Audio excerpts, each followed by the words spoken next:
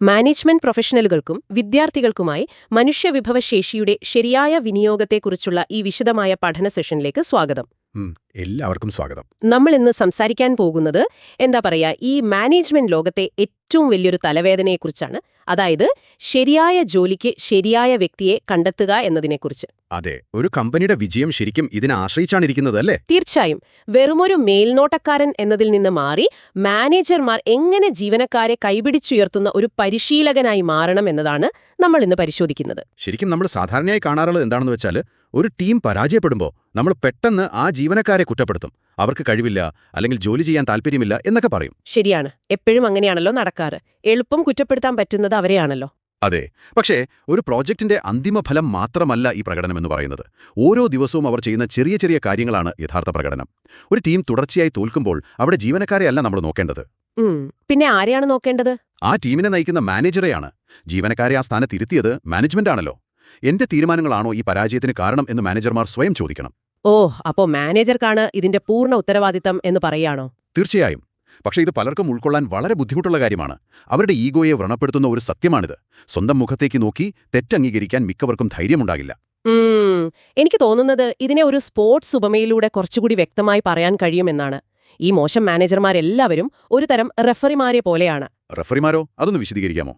അതായത് റെഫറി കളിയുടെ ഭാഗമല്ലല്ലോ. അവർ ഗ്രൗണ്ടിന് പുറത്ത് മാറി നിൽക്കും. എന്നിട്ട് കളിക്കാർ തെറ്റ് ചെയ്യുമ്പോൾ മാത്രം വിസിലൂതും. അവർക്ക് പെനാൽറ്റി കൊടുക്കും. കറക്റ്റ്. വെറുതെ തെറ്റ് കണ്ടുപിടിക്കാൻ വേണ്ടി മാത്രം നിൽക്കുന്ന ആളുകൾ. അതെ അതെ. എന്നാൽ ഒരു മാനേജർ ഒരിക്കലും ഒരു റെഫറി ആകരുത്. അവർ ശരിക്കും ഒരു കോച്ചാകണം. ഒരു കോച്ച് വിസിലൂതാൻ കാത്തു നിൽക്കുന്ന ആളല്ലല്ലോ. അവർ ഓരോ കളിക്കാരനെയും സൂക്ഷ്മമായി നിരീക്ഷിക്കും. അവരുടെ പ്രത്യേക കഴിവുകൾ മനസ്സിലാക്കൂല്ലേ? അതെ. ഇപ്പോൾ ഒരു ഫുട്ബോൾ ടീമിൽ ഒരാൾ വലതുകാലിനേക്കാൾ കൂടുതൽ ഇടതുകാലാണ് ഉപയോഗിക്കുന്നതെന്ന് കോച്ച് കണ്ടാൽ, നീ വലതുകാൽ വെച്ച് കളിക്കണം എന്ന് നിർബന്ധിക്കില്ല. പകരം അവൻ ഏറ്റവും നന്നായി കളിക്കാൻ പറ്റുന്ന ലെഫ്റ്റ് വിങ്ങിൽ അവനെ ഇറക്കും. ഇത് വളരെ കൃത്യമായ ഒരു പോയിന്റാണ്. അവൻ എവിടെയാണോ മികച്ചത് അവിടെ വിന്യസിക്കുക. ഇവിടെ നേതൃത്വത്തിൽ വരേണ്ട മാനസികമായ മാറ്റം ഇതാണ്. അതായത് എല്ലാവരെയും ഒരേപോലെ മാനേജ് ചെയ്യാൻ കഴിയില്ല എന്ന്. അതെ, ഓരോരുത്തർക്കും ഓരോ രീതികളായിരിക്കുമല്ലോ. നിങ്ങളുടെ ടീമിൽ 10 പേരുണ്ടെങ്കിൽ ആ 10 പേരും 10 പശ്ചാത്തലത്തിൽ നിന്നുള്ളവരായിരിക്കും. ആ 10 പേർക്കും വ്യത്യസ്തമായ മാനേജ്മെന്റ് രീതികൾ ആവശ്യമായി വരും. ഇത് വളരെ ക്ഷമ ആവശ്യമുള്ള കാര്യമാണ്. ശരി. അപ്പോ ഈ കോച്ചാകണം, ജീവനക്കാരുടെ കഴിവ് മനസ്സിലാക്കണം എന്നൊക്കെ പറയുന്നത് കേൾക്കാൻ നല്ല രസമുണ്ട്. പക്ഷേ പ്രായോഗികമായി ഇത് നടക്കുമോ? എന്തുകൊണ്ടാണ് അങ്ങനെ തോന്നിയത്? അല്ല, ഈ വലിയ സമ്മർദ്ദമുള്ള ഓഫീസുകളിൽ അല്ലെങ്കിൽ വലിയ കോർപ്പറേറ്റ് കമ്പനികളിൽ ഇതിനൊക്കെ എവിടെയാ സമയം? ഇതിന് ചരിത്രത്തിൽ എന്തെങ്കിലും തെളിവുകളുണ്ടോ? തീർച്ചയായുമുണ്ട്. ഇത് പൂർണ്ണമായും പ്രായോഗികമാണെന്ന് തെളിയിച്ച ഒരു വലിയ സംഭവമുണ്ട്.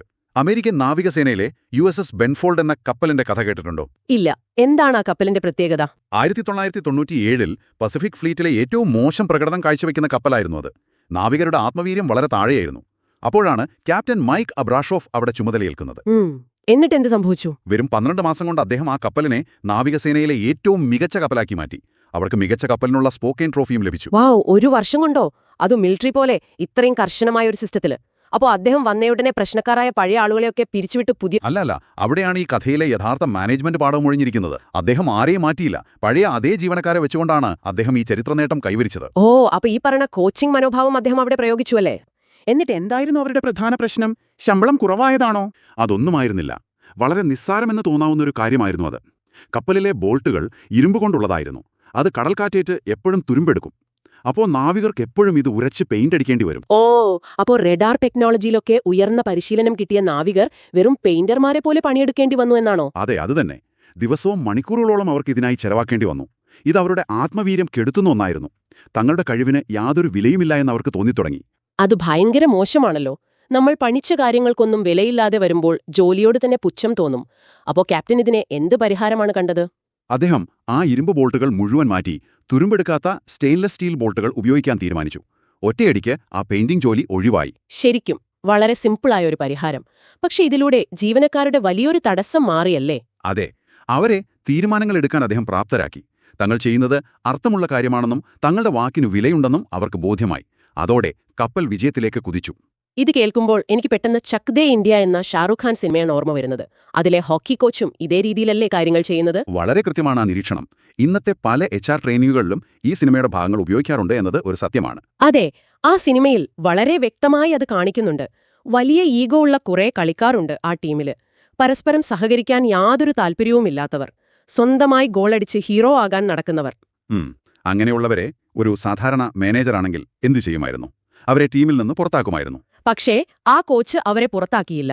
പകരം അവർക്ക് പരസ്പരം പന്ത് കൈമാറാതെ മുന്നോട്ടു പോകാൻ കഴിയാത്ത സാഹചര്യങ്ങൾ ഗ്രൗണ്ടിലുണ്ടാക്കി. അതെ, അവരുടെ ആ വലിയ ഈഗോയെ ടീമിന്റെ വിജയത്തിനായി തിരിച്ചുവിട്ടു. അതുതന്നെയാണ് ഒരു മികച്ച കോച്ച് ചെയ്യേണ്ടത്. പക്ഷേ എനിക്കിവിടെ ചെറിയൊരു സംശയമുണ്ട്. ഈ സിനിമയിലും കപ്പലിലുമൊക്കെ ഇങ്ങനെ കോച്ച് ചെയ്ത് നന്നാക്കാൻ പറ്റി. എന്നാൽ യാഥാർത്ഥ്യത്തിൽ ജോലി ചെയ്യാൻ ഒട്ടും താല്പര്യമില്ലാത്ത ചില ആളുകളുണ്ടാവില്ലേ? എല്ലാ ഓഫീസിലും ഉണ്ടാവും അങ്ങനെ ഉത്തരവാദിത്തങ്ങളിൽ നിന്ന് ഒളിച്ചോടുന്ന ചിലർ. ഇതൊരു വളരെ പ്രായോഗികമായ ചോദ്യമാണ്, എല്ലാവർക്കും തോന്നാവുന്ന സംശയം. പക്ഷേ ഇതിനുള്ള ഉത്തരം ഇല്ല എന്നാണ്. എല്ലാവരെയും കോച്ച് ചെയ്ത് നന്നാക്കാൻ കഴിയില്ല. ഓ, അപ്പൊ ജീവനക്കാരുടെ ഭാഗത്തും തെറ്റുണ്ട് എന്ന് സാരം. അതെ, കല്ലിനെ എത്ര മിനുക്കിയാലും അത് രത്നമാകില്ലല്ലോ. അവിടെയാണ് റിക്രൂട്ട്മെന്റ് അഥവാ നിയമനം വലിയൊരു ഘടകമാകുന്നത്. ഒരു സ്ഥാപനത്തിലേക്ക് ആളുകളെ എടുക്കുമ്പോൾ അവിടെ കൃത്യമായ ഒരു ഫിൽറ്റർ വേണം. അതായത് പ്രശ്നം തുടങ്ങുന്നത് ഓഫീസിന്റെ ഉള്ളിലല്ല, വാതിൽപ്പടിയിൽ വെച്ച് തന്നെയാണെന്ന്. കൃത്യമായി പറഞ്ഞാൽ അതെ. സാങ്കേതികമായി അവർക്ക് കഴിവുണ്ടോ എന്ന് മാത്രം നോക്കിയാൽ പോരാ. അവരുടെ അടിസ്ഥാന മൂല്യങ്ങൾ, മനോഭാവം ഇതൊക്കെ കമ്പനിയുമായി ഒത്തുപോകുന്നുണ്ടോ എന്ന് പരിശോധിക്കണം. ശരിയാണ്. സ്കിൽ നമുക്ക് ട്രെയിനിങ്ങിലൂടെ അവർക്ക് കൊടുക്കാൻ പറ്റും. പക്ഷേ നല്ലൊരു മനോഭാവം അങ്ങനെ നിർബന്ധിച്ചുണ്ടാക്കിയെടുക്കാൻ പറ്റില്ല, അല്ലേ? തീർച്ചയായും. ഉള്ളിൽ തീരെ താല്പര്യമില്ലാത്ത ഒരാളെ നിങ്ങൾ എത്ര കോച്ച് ചെയ്തിട്ടും കാര്യമില്ല. എന്നാൽ കൃത്യമായ റിക്രൂട്ട്മെന്റിലൂടെ അവർ കമ്പനിക്കുള്ളിൽ എത്തിക്കഴിഞ്ഞാൽ പിന്നെ മുഴുവൻ ഉത്തരവാദിത്വവും ലീഡർഷിപ്പിനാണ്. അത് വളരെ പ്രധാനപ്പെട്ട ഒരു പോയിന്റാണ്. അവിടെ പിന്നെ ഒഴിവുകഴിവുകൾ പറയാൻ മാനേജ്മെന്റിന് കഴിയില്ല. അതെ, മികച്ച കഴിവുള്ള ഒരാളെ കൊണ്ടുവന്ന് തെറ്റായ റോളിൽ ഇരുത്തിയാൽ അവർ നിരാശയോടെ കമ്പനി വിട്ടുപോകും. അത് സാമ്പത്തികമായും കമ്പനിക്ക് വലിയ നഷ്ടമുണ്ടാക്കും. ശരി. അപ്പോ ശരിയായ ആളുകളെ തെരഞ്ഞെടുക്കണം, അവരെ അനുയോജ്യമായ ജോലി നൽകി കോച്ച് ചെയ്യണം. കാര്യങ്ങൾ ഇത്ര ലളിതമാണെങ്കിൽ എന്തുകൊണ്ടാണ് ഇന്നും കോർപ്പറേറ്റ് ലോകം പരാജയപ്പെടുന്നത്? പിന്നെ എവിടെയാണ് ഈ സിസ്റ്റം പിഴയ്ക്കുന്നത്? ഇവിടെയാണ് കാര്യങ്ങൾ ശരിക്കും സങ്കീർണമാകുന്നത്. പലപ്പോഴും സിസ്റ്റം തന്നെ ചില കിണികൾ ഒരുക്കി വെച്ചിട്ടുണ്ടാവും. നല്ല കോച്ചിങ്ങിനെ സിസ്റ്റം തന്നെ ചിലപ്പോൾ ശിക്ഷിക്കും. കെണികളോ? അതെങ്ങനെയുള്ള കെണികളാണ്? വളരെ വിരോധാഭാസമായ കാര്യം എന്താണെന്നാൽ, കമ്പനികൾ ഏറ്റവും കൂടുതൽ തെറ്റുകൾ വരുത്തുന്നത് പരാജയപ്പെടുന്ന ജീവനക്കാരുടെ കാര്യത്തിലല്ല, മറിച്ച് ഏറ്റവും മികച്ച പ്രകടനം കാഴ്ചവെക്കുന്ന ജീവനക്കാരുടെ കാര്യത്തിലാണ്. അതെങ്ങനെയാ? മികച്ച ജീവനക്കാരെ മാനേജ് ചെയ്യാൻ വളരെ എളുപ്പമല്ലേ? അവർക്ക് ജോലി കൊടുത്താൽ അവർ സ്വന്തമായി ചെയ്തോളുമല്ലോ. ഹ്രസ്വകാലത്തേക്ക് നിങ്ങൾ പറഞ്ഞത് ശരിയാണ്, അവർ സ്വന്തമായി ജോലി ചെയ്തോളും.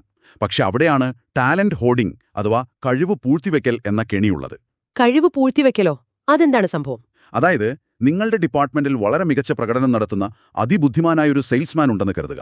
അവൻ കാരണം എല്ലാ മാസവും നിങ്ങളുടെ ടാർഗറ്റുകൾ പൂർത്തിയാകുന്നു, നിങ്ങൾക്ക് നല്ല ബോണസ് കിട്ടുന്നു. അപ്പോ അവന് ഞാൻ എപ്പോഴും എന്റെ ടീമിൽ തന്നെ നിർത്താൻ ശ്രമിക്കും, അല്ലേ? അതാണ് പോയിന്റ്. അവൻ മറ്റൊരു ഉയർന്ന പോസ്റ്റിലേക്ക് പോകാൻ യോഗ്യനാണെങ്കിൽ കൂടി നിങ്ങൾ അവനെ വിട്ടുകൊടുക്കില്ല.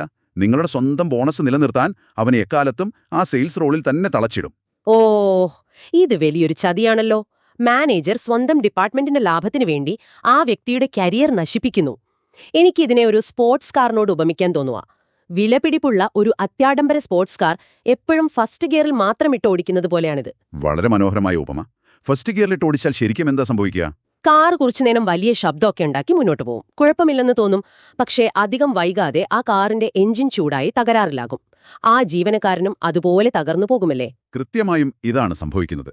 പുതിയ ഡിപ്പാർട്ട്മെന്റുകളിൽ വലിയ മാറ്റങ്ങൾ കൊണ്ടുവരാൻ കഴിയുന്ന ആളെ കമ്പനിയുടെ KPIs നിലനിർത്താൻ വേണ്ടി മാനേജർമാർ വിട്ടുകൊടുക്കില്ല. അപ്പോ ഇതിനൊരു പ്രതിവിധി HR ഡിപ്പാർട്ട്മെന്റുകൾ കൊണ്ടുവരാറില്ലേ? ഉണ്ട്. ഇതിന് മറികടക്കാൻ കൊണ്ടുവന്ന ഒരു സിസ്റ്റമാണ് ജോബ് റൊട്ടേഷൻ. ജീവനക്കാരെ ഒരിടത്ത് തന്നെ നിർത്താതെ പല ഡിപ്പാർട്ട്മെന്റുകളിലേക്ക് മാറ്റുക. അത് നല്ലൊരാശയമാണല്ലോ. ആരും ഒരിടത്ത് കുടുങ്ങിക്കിടക്കില്ല. പുതിയ ആളുകൾക്ക് കമ്പനിയെക്കുറിച്ച് നല്ല ധാരണ കിട്ടാനും ഇത് സഹായിക്കും. കരിയറിന്റെ തുടക്കത്തിൽ ഇത് നല്ലതാണ്.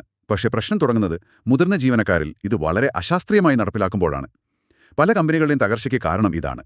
മുതിർന്ന ജീവനക്കാരിൽ ജോബ് റൊട്ടേഷൻ പ്രശ്നമാകുന്നത് എന്തുകൊണ്ടാണ്? കാരണം മാനേജ്മെന്റ് എന്നത് ഏത് മേഖലയിലും പ്രയോഗിക്കാവുന്ന ഒരു പൊതുവായ കഴിവാണ് എന്നൊരു തെറ്റായ ചിന്ത കോർപ്പറേറ്റ് ലോകത്തുണ്ട്. സെയിൽസ് മികച്ച രീതിയിൽ മാനേജ് ചെയ്യാൻ അറിയാവുന്നയാൾക്ക് IT ഡിപ്പാർട്ട്മെന്റും നോക്കാൻ കഴിയും എന്നൊരു ധാരണ. അത് തീർത്തും തെറ്റാണല്ലോ. എനിക്കിത് കൃത്യമായി മനസ്സിലാകുന്നുണ്ട്. എനിക്കിവിടെ മറ്റൊരു ഉപമ പറയാൻ തോന്നുന്നു. ഒരു 30 വർഷം പരിചയമുള്ള മികച്ച ഇലക്ട്രോണിക്സ് ഡിസൈൻ വിദഗ്ധനുണ്ടെന്ന് കരുതുക. അദ്ദേഹം സർക്യൂട്ടുകൾ ഉണ്ടാക്കുന്നതിൽ മിടുക്കനാണ്, അല്ലേ? അതെ. എന്നിട്ട് പെട്ടെന്നൊരു ദിവസം ജോബ് റൊട്ടേഷന്റെ പേരിൽ കമ്പനി പറയുകയാണ്, നിങ്ങൾക്കിനി നാളെ മുതൽ ഫാക്ടറിയിലെ പ്രൊഡക്ഷൻ നോക്കാം എന്ന്. അത് വലിയൊരു ദുരന്തമായിരിക്കും. ശരിക്കും പറഞ്ഞാൽ കഴിഞ്ഞ 30 വർഷമായി കേക്കുകളും പേസ്ട്രികളും വളരെ ശാന്തമായി ഉണ്ടാക്കുന്ന ഒരു മികച്ച പേസ്ട്രി ഷെഫിനെ പെട്ടെന്നൊരു ദിവസം ഒരു തിരക്കേറിയ സുഷി റെസ്റ്റോറന്റിന്റെ ചുമതല ഏൽപ്പിക്കുന്നതിന് തുല്യമാണിത്. അതെ, രണ്ടും ഭക്ഷണമുണ്ടാക്കുന്ന പരിപാടിയാണല്ലോ എന്ന് വാദിക്കാം. പക്ഷേ രീതികൾ തികച്ചും വ്യത്യസ്തമാണ്. അതെ, പാസ്ട്രി ഉണ്ടാക്കുന്നത് കൃത്യമായ അളവുകളിലൂടെ സമയമെടുത്ത് ചെയ്യുന്നതാണ്. സുഷി ഉണ്ടാക്കുന്നത് വലിയ തിരക്കിനിടയിൽ വേഗത്തിൽ ചെയ്യേണ്ടതാണ്. ആ ഷെഫ് പുതിയ സ്ഥലത്ത് ശരിക്കും തകർന്നു പോകും, ആ റെസ്റ്റോറന്റും തകരും. എത്ര കൃത്യമായാണ് നിങ്ങളത് പറഞ്ഞത്. ഇതിനെ നമ്മൾ വലിയൊരു കോർപ്പറേറ്റ് ചിത്രത്തോട് കൂട്ടിച്ചേർത്ത് വായിച്ചാൽ ഇതൊരു ഡബിൾ വാക്വം ഉണ്ടാക്കുമെന്ന് മനസ്സിലാക്കാം. ഒരേ സമയം 2 ഡിപ്പാർട്ട്മെന്റുകളെയാണിത് തകർക്കുന്നത്. ഡബിൾ വാക്വം എന്ന് പറഞ്ഞാൽ പുതിയ ഡിപ്പാർട്ട്മെന്റിന് ആ ജോലിയെക്കുറിച്ച് യാതൊരു അറിവുമില്ലാത്തൊരു നേതാവിനെ കിട്ടുന്നു അല്ലേ? അതെ, ഇത് അവിടെയുള്ള തൊഴിലാളികൾക്കിടയിൽ വലിയ അതിർത്തിയുണ്ടാക്കും. ഇയാൾക്ക് ഇതിനെക്കുറിച്ച് ഒരു ചുക്കും അറിയില്ലല്ലോ, എന്നിട്ടും ഇയാളാണല്ലോ ഓർഡർ ഇടുന്നത് എന്നവിടെ ചിന്തിക്കും. അപ്പൊ പഴയ ഡിപ്പാർട്ട്മെന്റിലോ? പഴയ ഡിപ്പാർട്ട്മെന്റിന്റെ അഥവാ ആ ബേക്കറിക്ക് അവരുടെ ഏറ്റവും മികച്ച വഴികാട്ടിയെയും ഗുരുവിനെയുമാണ് നഷ്ടപ്പെടുന്നത്. 2 വശത്തും വലിയ നഷ്ടമാണ് ഉണ്ടാകുന്നത്. സ്വന്തം മേഖലയിൽ ഇത്രയും കാലം കഷ്ടപ്പെട്ട് നേടിയെടുത്ത കഴിവിന് യാതൊരു വിലയുമില്ലാതെ തികച്ചും അപരിചിതമായ സാഹചര്യത്തിൽ കഴിവുകെട്ടവനായി നിൽക്കേണ്ടി വരുന്നത് എത്ര വലിയ ക്രൂരതയാണ്. ആ ജീവനക്കാരന്റെ ആത്മാഭിമാനം പൂർണ്ണമായും വ്രണപ്പെടും. തീർച്ചയായും. അതുകൊണ്ടാണ് HR മാനേജർമാരുടെയും ഉന്നത ഉദ്യോഗസ്ഥരുടെയും ഉത്തരവാദിത്തം വളരെ വലുതാണെന്ന് നമ്മൾ എപ്പോഴും പറയുന്നത്. അവർ കൈകാര്യം ചെയ്യുന്നത് വെറും കണക്കുകളല്ല, മനുഷ്യരുടെ ജീവിതമാണ്. ശരിയാണ്. ഒരു തെറ്റായ പ്ലേസ്മെന്റ് കാരണം തകരുന്നത് ഒരു വ്യക്തിയുടെ കരിയർ മാത്രമല്ല, അവരുടെ കുടുംബത്തിന്റെ സമാധാനവും മാനസികാരോഗ്യവും കൂടിയാണ്. അതെ, മനുഷ്യരുടെ കരിയറും കമ്പനികളുടെ ഭാവിയും നിർമ്മിക്കാനും അതുപോലെ തന്നെ ഇല്ലാതാക്കാൻ അവർക്ക് കഴിയും. ഇതൊരു വലിയ ഉത്തരവാദിത്തമാണ്. ഏക്കുകളൊരു വലിയ ഭാരം തോന്നുന്നുണ്ടെങ്കിലും ഇതിലൊരു പോസിറ്റീവ് വശവുമില്ലേ? ഇവർക്കിത് മാറ്റാൻ കഴിയില്ലേ? തീർച്ചയായുമുണ്ട്. ഇതൊരു പ്രത്യാശാജനകമായ സന്ദേശം കൂടിയാണ്. കാരണം ഒരു മാറ്റം കൊണ്ടുവരാനുള്ള കഴിവ് അഥവാ പേഴ്സണൽ ഏജൻസി നിങ്ങളുടെ കൈകളിലുണ്ട്. മറ്റാരോ ഉണ്ടാക്കിവെച്ച തെറ്റായ രീതികളുടെ ഇരയാകാതെ മാറ്റം നിങ്ങളിൽ നിന്ന് തന്നെ തുടങ്ങാൻ കഴിയും. അതെ, വെറുമൊരു മേൽനോട്ടക്കാരനാകാതെ ജീവനക്കാരുടെ കഴിവുകൾ കണ്ടെത്തുന്ന ഒരു മികച്ച കോച്ചാകാൻ തീർച്ചയായും സാധിക്കും. കൃത്യം. പുതിയൊരു സിസ്റ്റം കൊണ്ടുവരാൻ ഓരോരുത്തർക്കും സാധിക്കും. അപ്പോൾ നമ്മൾ ഇത്രയും നേരം സംസാരിച്ചതിന്റെ ചുരുക്കം എന്താണെന്ന് വെച്ചാൽ, മനുഷ്യവിഭവശേഷിയുടെ ഉപയോഗം വളരെ ശ്രദ്ധിച്ചു ചെയ്യേണ്ട ഒന്നാണ്. ഇത് കേട്ടുകൊണ്ടിരിക്കുന്ന നിങ്ങളോട് ഒരു പുതിയ കാര്യം ചിന്തിക്കാൻ വിട്ടുകൊണ്ട് ഞാൻ അവസാനിപ്പിക്കുകയാണ്. തീർച്ചയായും. നമ്മൾ മാനേജർമാർ കഴിവുള്ളവരെ തളച്ചിടുന്നതിനെക്കുറിച്ച് സംസാരിച്ചല്ലോ.